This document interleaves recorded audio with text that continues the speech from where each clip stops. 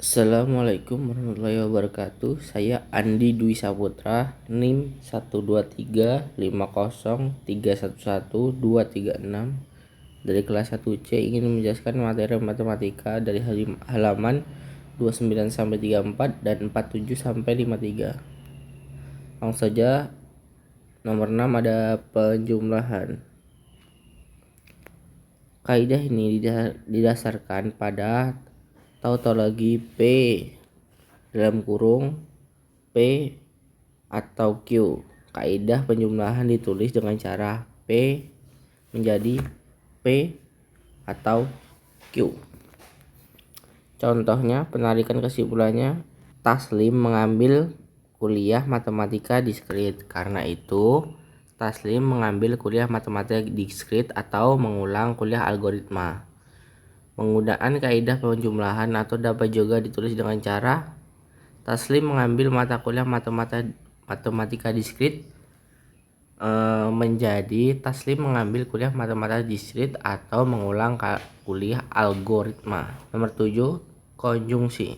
Kaidah ini didasarkan pada tautologi buka kurung dalam kurung P dan dalam kurung Q tutup kurung menuju dalam kurung P dan Q. Kaidah konjungsi ditulis dengan cara P, Q menjadi P dan Q. Contohnya, Taslim mengambil mata kuliah matematika diskrit. Taslim mengulang kuliah algoritma. Karena itu, Taslim mengambil kuliah matematika diskrit dan mengulang kuliah algoritma. Menggunakan kaidah konjungsi atau dapat juga ditulis dengan cara Taslim mengambil mata kuliah matematika diskrit. Taslim mengambil kuliah algoritma menjadi Taslim mengambil mata kuliah diskrit dan mengulang kuliah algoritma. Selanjutnya, argumen. Argumen adalah suatu deret proposisi yang ditulis sebagai P1, P2, Pn menjadi Q. Yang dalam hal ini P1, P2, Pn disebut hipotesis atau premis dan Q disebut konklusi. Argumen ada yang sahih atau valid dan palsu atau invalid. Catatlah bahwa valid tidak sama dengan benar, true. Contoh, jika air laut surut setelah gempa di laut, maka tsunami datang. Air laut surut setelah gempa di laut, karena itu tsunami datang. Adalah sahih.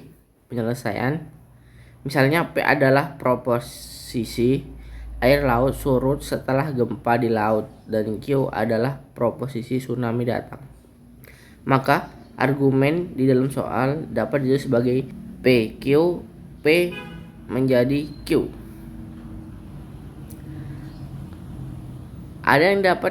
Ada dua cara yang dapat digunakan untuk membuktikan kesahihan argumen ini. Keduanya menggunakan tabel kebenaran. Cara 1, tabel kebenaran untuk P, Q, dan P menuju Q. PQ, jika true, true, maka true. Jika true, false, maka false. Jika false, true, maka true. Jika false sama false, jadinya true. Sahih, jika semua hipotesisnya benar, maka konklusinya benar. Kita periksa apabila hipotesis P dan P menuju Q benar, maka konklusi Q juga benar sehingga argumen dikatakan benar. Pastikan tabel di atas P dan P menuju Q benar secara bersama-sama pada baris 1. Pada baris ini Q juga benar. Jadi argumen yang berbentuk modus ponen di atas sahih atau benar ya. Cara keduanya, P dan dalam kurung P menuju Q merupakan tautologi tabel sehingga argumen dikatakan sahih. Jika P menuju Q, P dan P menuju Q true, true, maka true. False, false, maka true. True, false, maka true. True, false, maka true.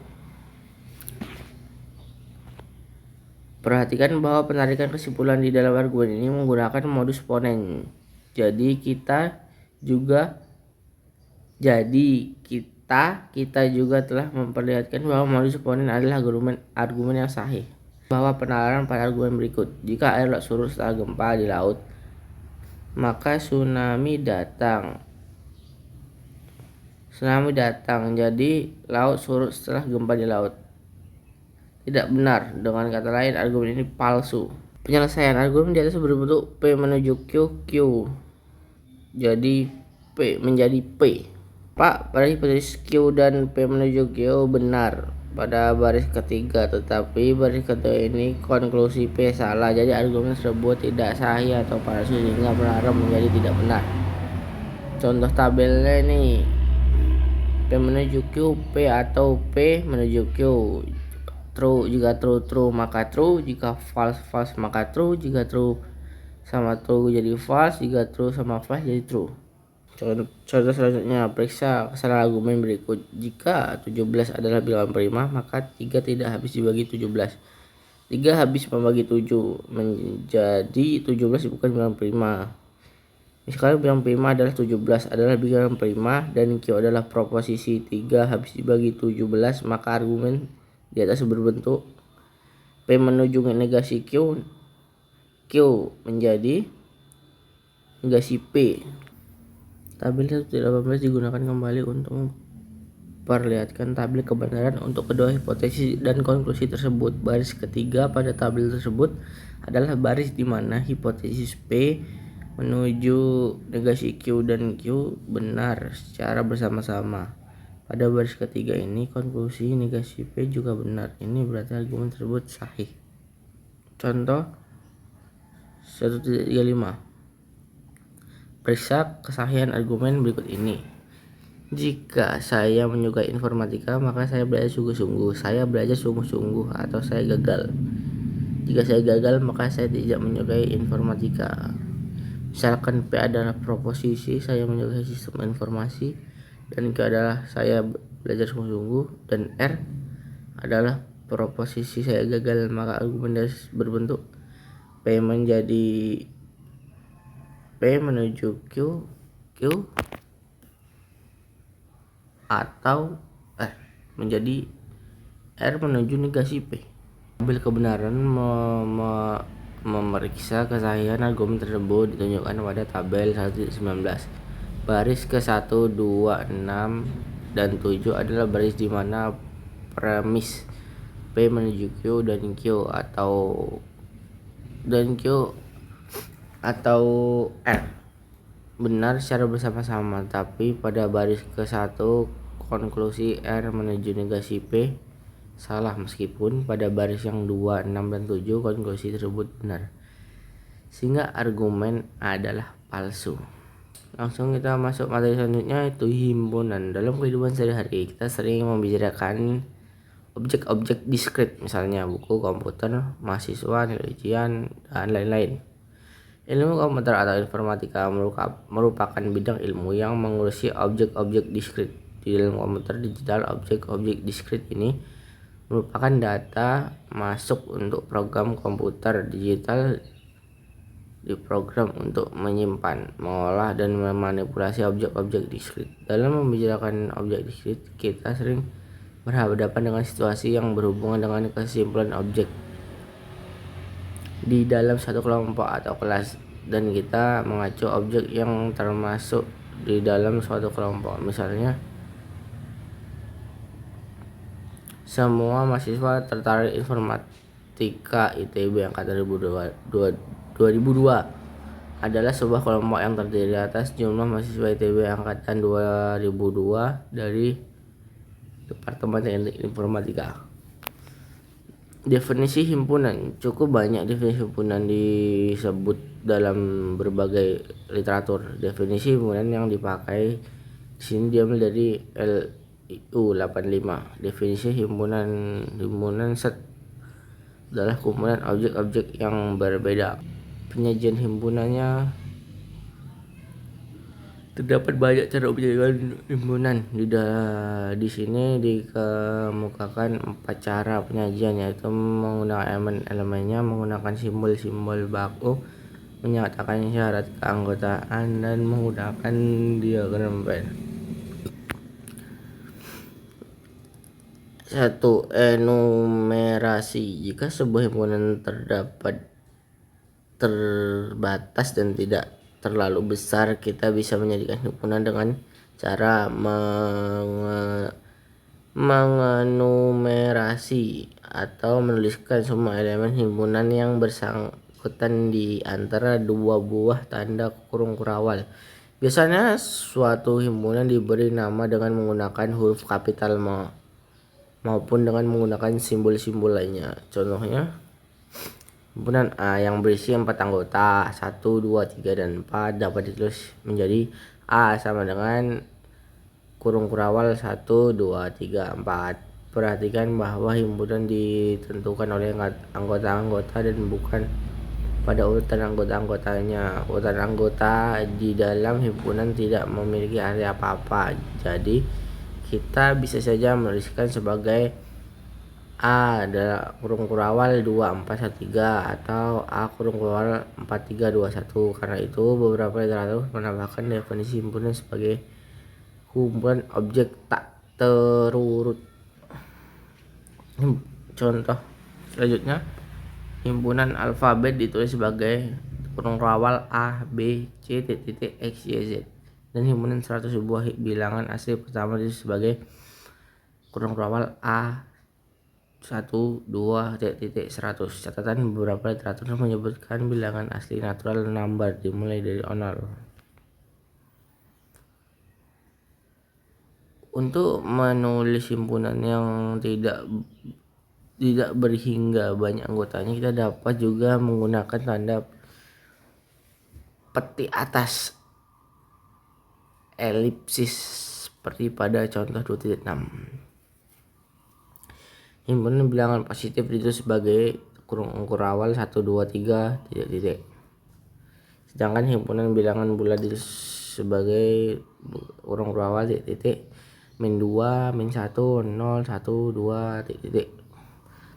Terhadap suatu himpunan, suatu objek dapat menjadi anggota atau bukan anggota himpunan tersebut. Untuk menyantumkan keanggotaan tersebut digunakan notasi berikut. X elemen A untuk menyatakan X merupakan anggota himpunan A, dan X bukan elemen A untuk menyatakan X bukan merupakan anggota himpunan A. Simbol baku. Ada P himpunan bilangan bulat positif, N himpunan bilangan bulat asli, Z himpunan bilangan bulat, Q himpunan bilangan rasional, R himpunan bilangan real, C himpunan bilangan kompleks. Kadang-kadang kita berhubungan dengan himpunan yang semuanya merupakan bagian dari sebuah himpunan yang universal. Himpunan yang universal ini disebut semesta, disimbolkan dengan U. Himpunan U harus diberikan secara eksplisit atau diarahkan berdasarkan pembicara.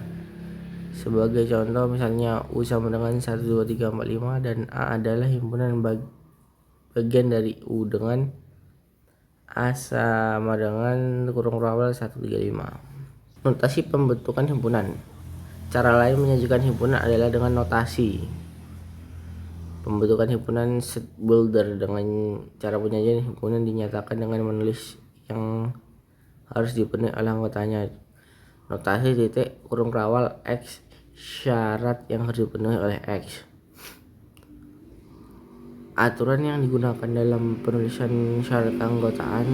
A. Bagian di kiri tanda garis melebihi elemen himpunan. Tanda garis dibaca di mana?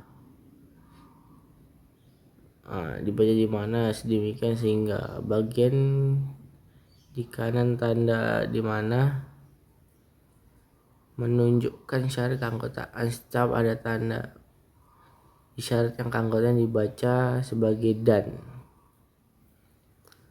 A adalah himpunan bilangan bulat positif yang kecil dari 5, dinyatakan sebagai A sama dengan kurung kurawal X, di mana X adalah himpunan bilangan positif lebih dari 5. Atau dalam notasi yang lebih ringkas, A sama dengan kurung rawal X, di mana X elemen P, X kecil 5, yang dengan sama A sama dengan tuh 2 kurung rawal 1 2 3 4. B, dalam himpunan bilangan genap positif yang lebih kecil atau sama dengan 8 yang sebagai berikut.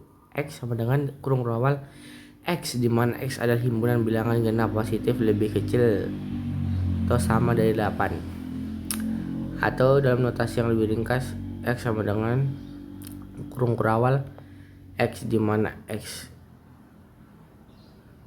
2 elemen P, 2 lebih kecil sama dengan X lebih kecil sama dengan 8, dan dengan yang sama dengan B kurung rawal 2 4 6 8. Diagram Venn menyajikan himpunan secara grafis.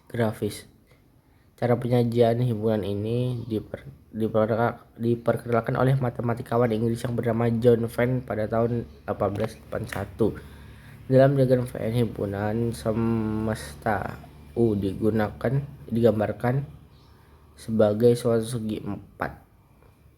Sedangkan himpunan lainnya digambarkan sebagai lingkaran dalam segi 4 tersebut. Anggota-anggota suatu himpunan berada di dalam lingkaran, sedangkan anggota himpunan lainnya di dalam lingkaran yang lain. Pula ada kemungkinan dua himpunan mempunyai anggota yang sama, dan hal ini digambarkan dengan lingkaran yang saling beririsan. Anggota U yang tidak termasuk dalam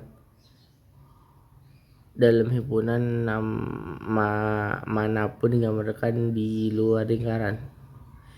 Misalkan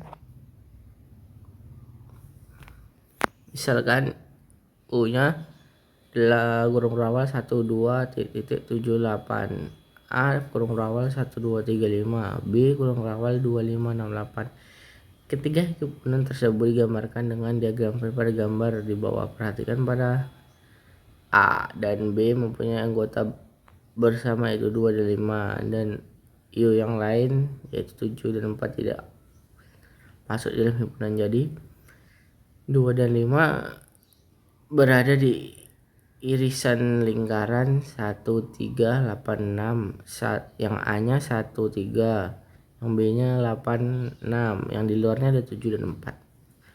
Sekian penjelasan materi saya, kurang lebihnya saya mohon maaf.